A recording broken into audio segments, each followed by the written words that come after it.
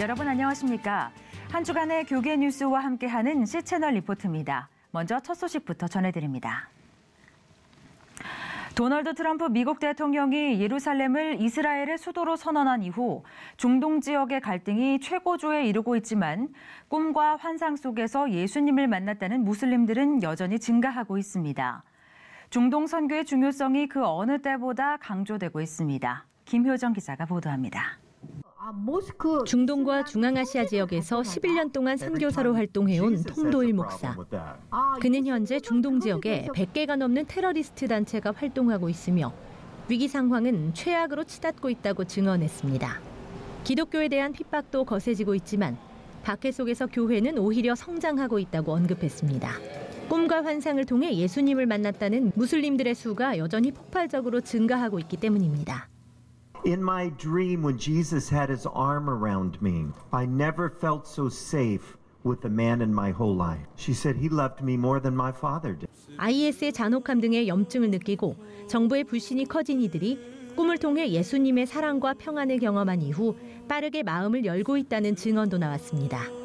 톰 도일 목사는 꿈을 통해 신기한 경험을 한 무슬림들은 더 많이 알고자 하는 절박함으로 주변의 기독교인들이나 성경, 인터넷 등을 통해 예수님을 찾고 있다며 지금이 중동 선교의 최적기가 될 수 있음을 강조했습니다.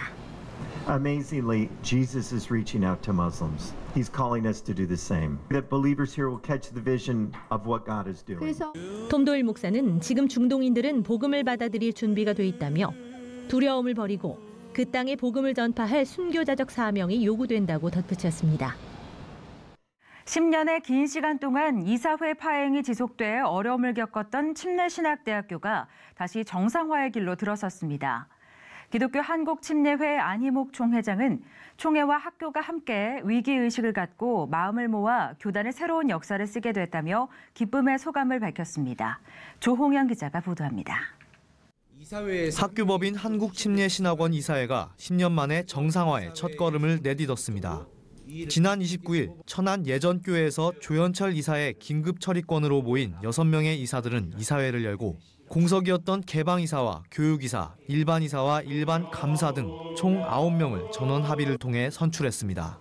이번 이사회에서 차기 이사 선임이 제대로 되지 못할 경우 비크리스천인 관선 이사들이 파송될 수밖에 없는 상황이었습니다. 조현철 목사는 10년 가까이 학교 법인 이사회가 파행을 겪으면서 대행 체제까지 온 것에 무한한 책임을 느낀다며 이번 6인의 이사들이 전원 합의해준 덕분에 빠른 시일 내에 침신대 정상화가 이루어질 수 있을 것이라고 밝혔습니다. 우리 이사님 또 총회에서 총회장님, 교육부장님 모두가 마음을 합해 주시고 힘써 주셔서 이사회가 이렇게 다시 제자리로 돌아올 수 있도록 도와주신 거에 대해서 진심으로 감사를 드립니다.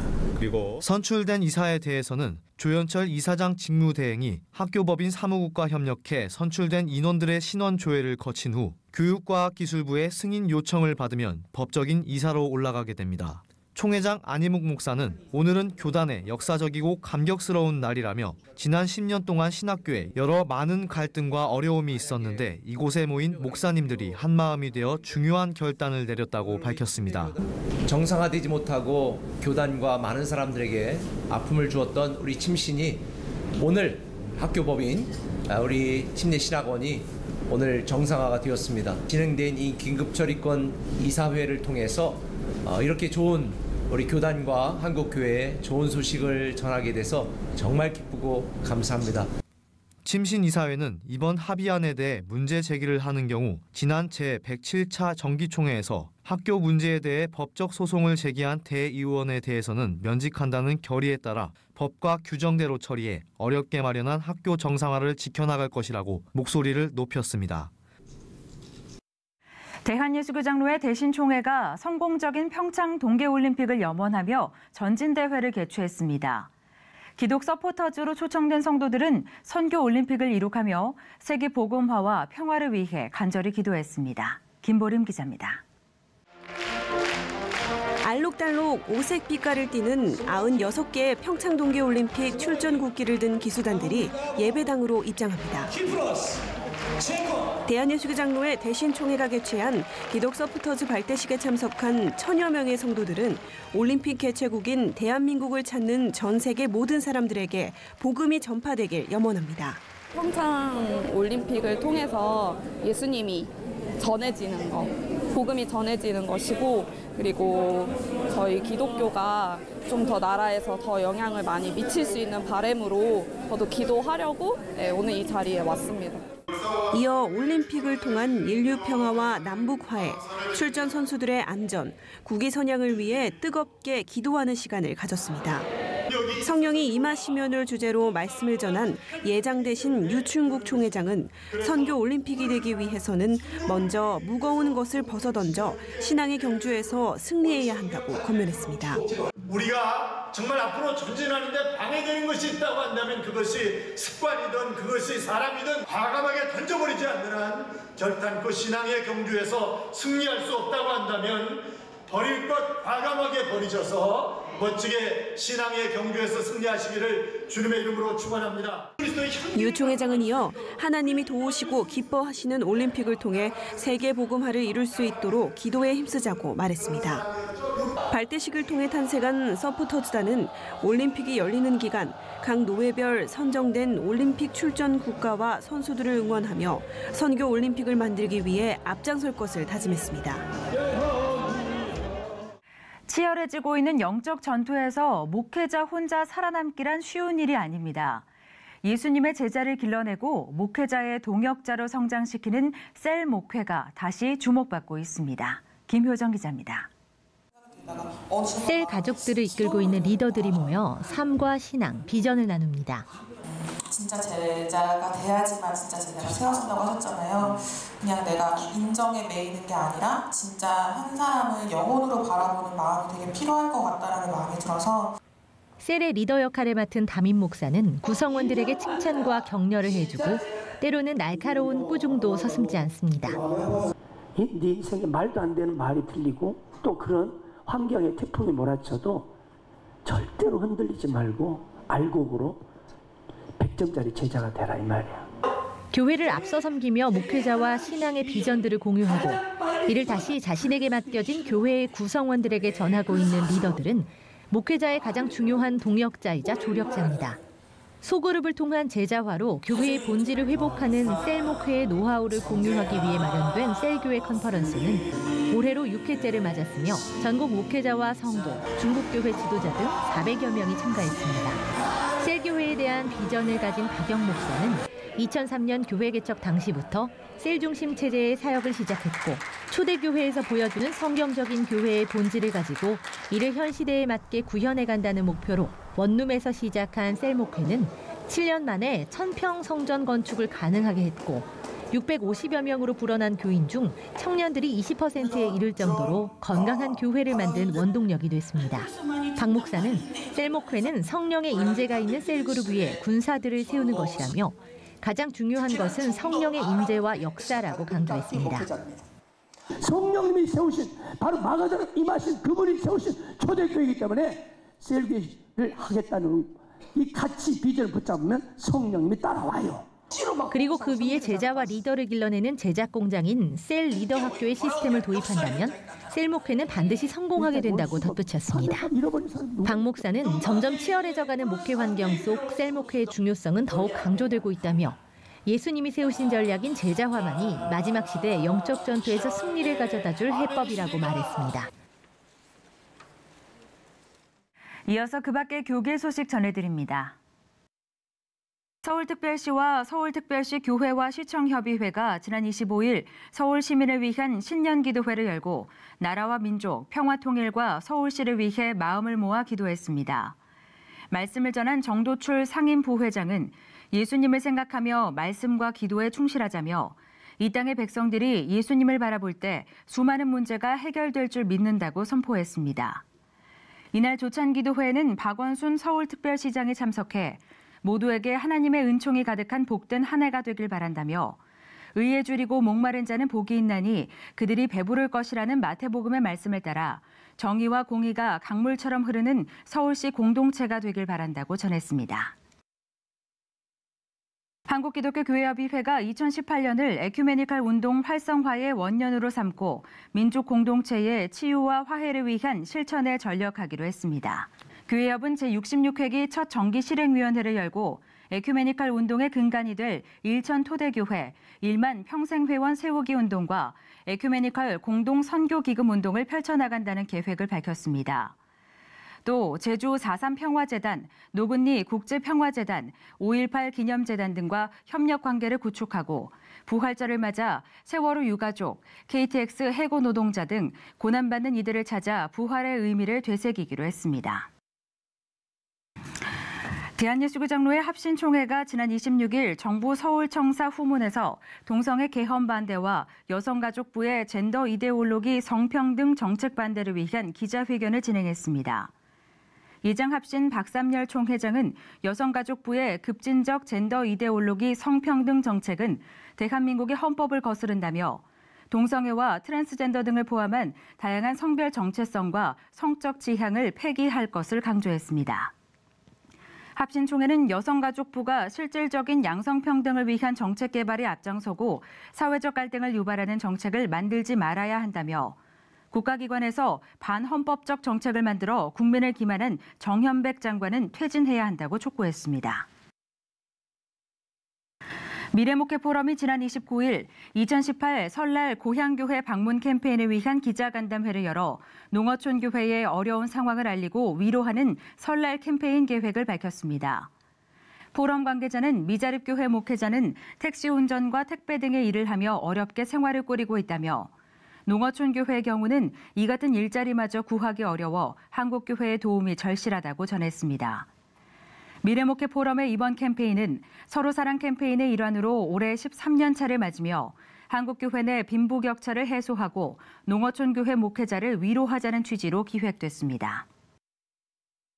올해 50주년을 맞은 대한민국 국가조찬기도회가 문재인 대통령이 참석한 가운데 3월 8일 일산킨텍스 제1홀 제1전시장에서 개최될 예정입니다. 역사를 주관하시는 하나님, 예레미야 33장 3절 말씀을 주제로 진행될 이번 기도회 설교는 세덴교회 소강성 목사가 맡았습니다. 준비위는 기자회견을 통해 올해 50번째 개최를 맞는 국조찬기도회는 예년보다 2배 이상 많은 5천여 명이 참석할 예정이라며 하나님께서 은혜와 긍휼 안에서 회개, 화해, 통일, 미래 비전을 이뤄주시기를 간절히 기도할 것이라고 말했습니다. 한국교회 언론회가 그동안 기독교의 몫으로 임명되던 국가인권위원회의 비상임위원회 기독교를 대표하는 인물이 아닌 장애 여성공감 대표가 세워진 사실에 우려의 뜻을 밝혔습니다.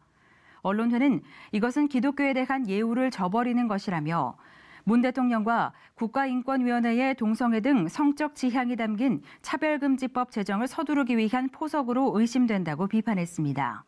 또한 문재인 정권이 기독교계를 제외시키는 것은 인권이라는 빌미로 우리 사회를 더욱 어둡게 만들 것이라며 정부는 기독교계를 소외시켜 교계와 각을 세우려는 정책을 즉각 중지해야 한다고 촉구했습니다.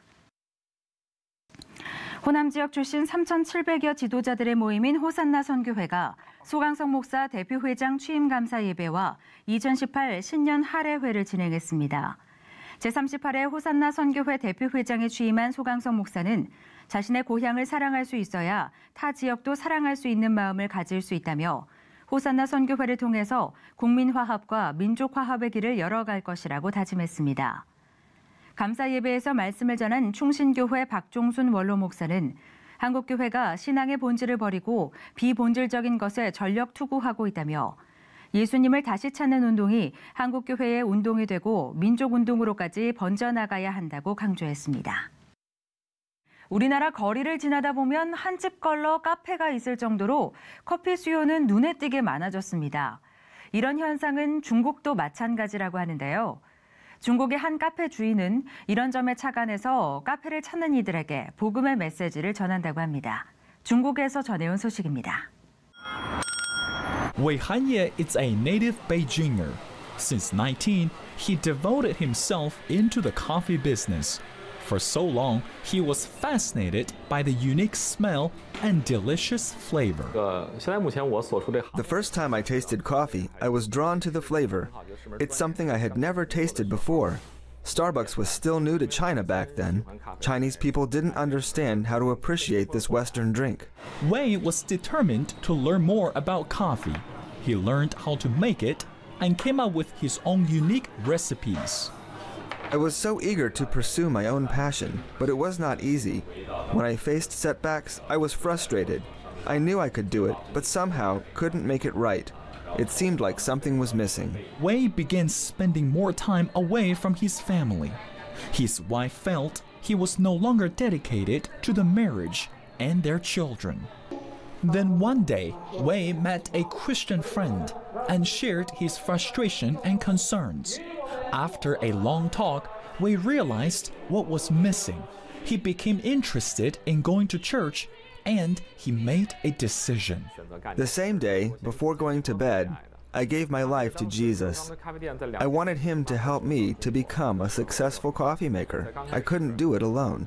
Wei took the opportunity to open his own shop in one of the most popular areas of Beijing.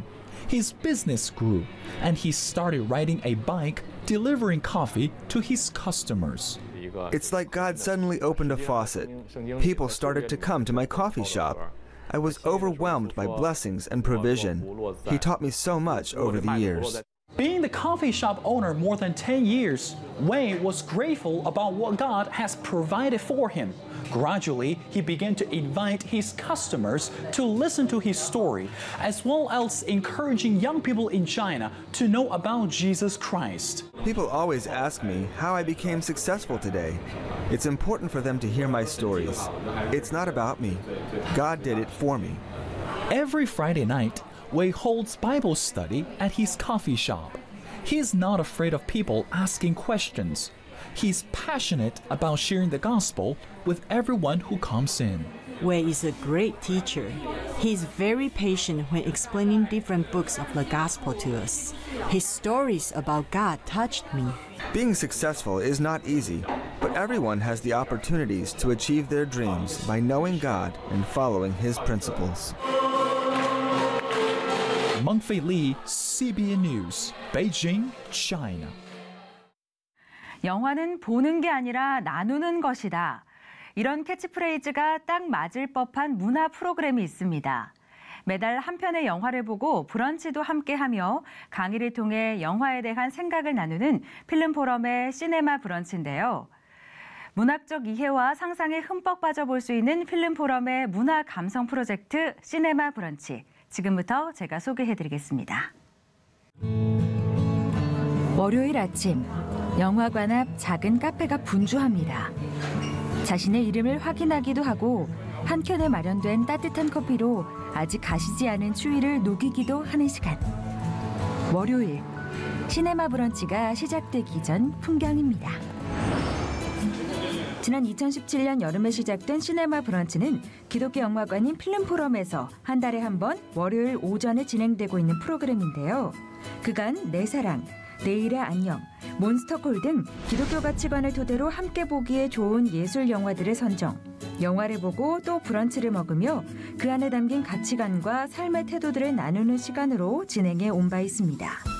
단순히 영화를 소비하고 관람하는 데 그치지 않고 어떻게 해석하고 또 어떻게 적용해야 할지를 함께 나누는 기회를 제공하고 있는 거죠. 영화에는 많은 가치들을 담고 있습니다.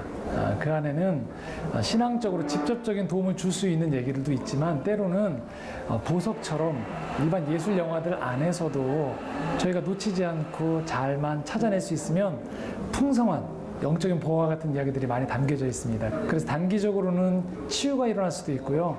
또 삶의 방향을 알 수도 있고 더 궁극적으로는 여기서 상영하는 저희 프로그램들을 통하여서 그들의 인생 가운데 찾아오시는 하나님을 만날 수 있도록 돕는 그런 My name is Augie Pullman. 태어나면서부터 선천적 안면 기형으로 무려 27번의 성형수술을 받아야 했던 소년 어기.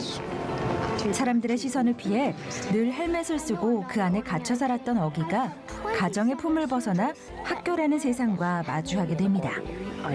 2018년 시네마 브런치의 첫 번째 영화는 원더였는데요.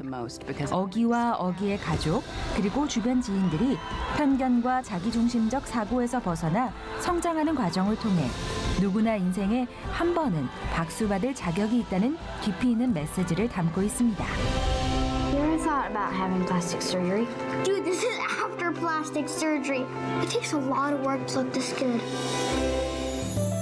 영화 상영 후 필름 포럼에서 준비한 샌드위치와 음료를 나누는 시간이 이어졌는데요. 30분이 채 안 되는 짧은 시간이었지만 참석자들은 각자 필름 포럼 카페에 자리를 잡고 앉아 브런치를 즐기는 시간을 가졌습니다. 이어 필름 포럼 대표인 성현 목사의 진행으로 시네 토크가 진행됐는데요. 영화에 숨겨져 있는 포인트들부터 배경 설명, 인물에 대한 분석 등 시네 토크가 아니면 놓칠 수 있었던 다양한 관점들을 짚고 넘어가는 시간이 됐습니다. 우리가 성장하지 못하고 계속 얽매여 있는 이유 중에 하나가 왜 그러냐면 뭐예요? 이 자기 몰입에 있어서 끈을 못 끊어내는 거죠.